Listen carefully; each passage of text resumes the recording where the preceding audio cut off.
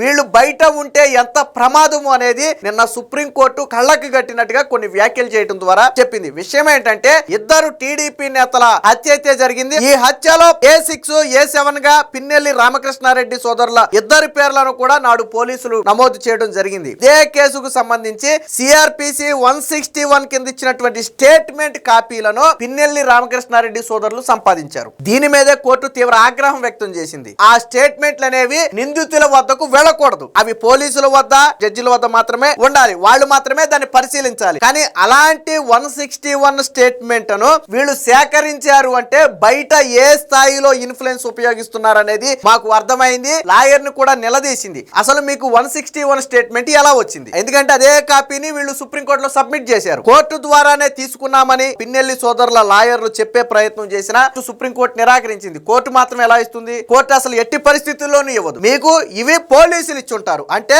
పోలీసుల్లో కొంతమంది మీకు సహకరించి ఉంటారు అంటే పోలీసు వ్యవస్థను మీరు మేనేజ్ చేయగలిగే స్థాయిలో ఉన్నారు కాబట్టి కేసును కూడా తారుమారు చేయగలరు. సుప్రీంకోర్టు ఎప్పుడైతే నిన్న ఆగ్రహం వ్యక్తం చేసి వీరిని అదుపులోకి తీసుకోవాలని చెప్పిందో ఎంటైర్ వైసీపీ పార్టీ మొత్తానికి కూడా ఇదొక షాక్ లా మారింది. మొత్తంగా కోర్టునే బురిడి కొట్టించాలి అనుకున్న పిన్నెల్లి సోదరులను సుప్రీంకోర్టు అయితే కట్టడి చేసి వెంటనే అదుపులోకి తీసుకోవాలని ఆదేశిస్తూ 2 వారాల గడువు అయితే ఇచ్చింది. ఈ లోపు హాజరు కాకపోతే పోలీసులే అదుపులోకి కూడా తీసుకునే అవకాశం ఉంది.